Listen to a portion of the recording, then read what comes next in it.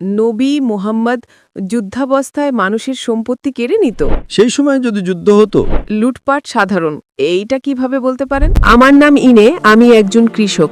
আমি জিজ্ঞাসা করতে চাই যে ইসলাম আমাদের ন্যায় বিচার এবং সম্পত্তির মালিকানাকে সম্মান করতে শেখায়, কিন্তু নবী সাল্লাল্লাহু আলাইহি সাল্লামের সময়ে নির্দিষ্ট নিয়মের নিয়ন্ত্রণে যুদ্ধের গনিমত নেওয়া জায়েজ ছিল। আজকের দিনে আমরা এটিকে কিভাবে ব্যাখ্যা করব? যুদ্ধাবস্থায় থাকা কি মালিকানার নীতিবোধ সত্যিই পরিবর্তন করে দেয়? বোন প্রশ্ন করেছেন যে আমাদের মানুষের সম্পত্তি এবং জমিকে সম্মান করতে হবে, কিন্তু নবী সাল্লাল্লাহু আলাইহি সাল্লামের সময়ে তারা মানুষের সম্পত্তি কেড়ে নিত। এখানে কেড়ে নেওয়া শব্দটি ভুল। এটাকে সাধারণত যুদ্ধ অর্জিত সম্পদ বা গনিমত বলা হয়। প্রাচীনকালে যুদ্ধলব্ধ সম্পদের নিয়ম ভিন্ন ছিল, এখনকার নিয়ম ভিন্ন। আগে কোনো পাসপোর্ট ছিল না, তাই না? হ্যাঁ, এখন পাসপোর্ট আছে। আছে। আগে নিয়ম ছিল যে যে যুদ্ধে জিতবে সেই সম্পদের মালিক হবে। তখনকার আইন এটাই ছিল। সুতরাং সেই সময়ে যদি যুদ্ধ হতো, যে জিতত সেই সম্পদ নিয়ে নিত এবং মালিক হয়ে যেত। এখন আইন বদলে গেছে, তাই তখনকার আইন ছিল যদি কোনো যুদ্ধ বা লড়াই হতো, যে জিতত সেই মালিক হয়ে যেত।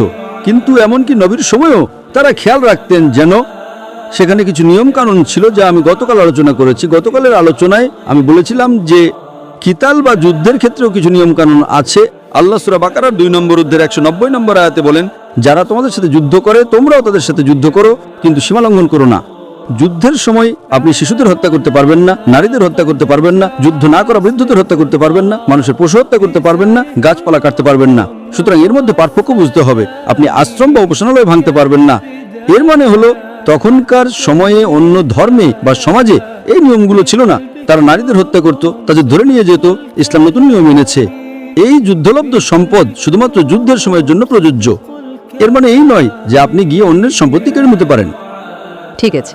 আপনি কোনো নারী বা শিশুকে হত্যা করতে পারবেন না, এমনকি তারা শত্রু হলেও। বৃদ্ধদের স্পর্শ করতে পারবেন না যতক্ষণ না তারা যুদ্ধক্ষেত্রে আপনার সাথে লড়াই করতে আসে। আপনি আপনার শত্রুর আর্থিক ক্ষতি করার জন্য কিছু করতে পারবেন না, যেমন গাছপালা কেটে ফেলা। কিন্তু যুদ্ধে যা জয় করেন তা আপনার সম্পত্তি পরিণত হয়, কারণ তখনকার আইন এটাই ছিল। আর তারপরে তা যুদ্ধক্ষেত্রে অংশগ্রহণকারী লোকদের মধ্যে ভাগ করে দেওয়া হতো। সুতরাং তখনকার আইন এটাই ছিল। লুটপাট সাধারণ একটা বিষয় ছিল যা ইসলাম কমিয়ে এনেছে। এখনকার আইন ভিন্ন।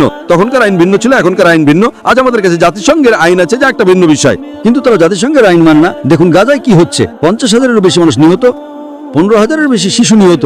নিহতদের 2/3 নারী। তারা বেসামরিক এবং হাসপাতালকে লক্ষ্যবস্তু বানাচ্ছে। সবই আন্তর্জাতিক আইনের পরিপন্থী। এবং কোনো দেশে কিছু করছে না, শুধু কথাই বলছে। কেউ কোনো পদক্ষেপ নিচ্ছে না, শুধু কথা আর কথা। সমস্যা হলো আজ মুসলিম উম্মাহ দুর্বল। আমরা যদি একতাবদ্ধ থাকতাম তাহলে এমনটা হতো না। ইনশাআল্লাহ আমি এ বিষয়ে একটি ভাষণ দেব, ফিলিস্তিনিদের জন্য মুসলিম উম্মাহর 15 দফা কর্মপরিকল্পনা। ইনশাআল্লাহ আগামী 20 জুলাই রবিবার জাকার্তায়। আশা করি উত্তর পেয়েছেন।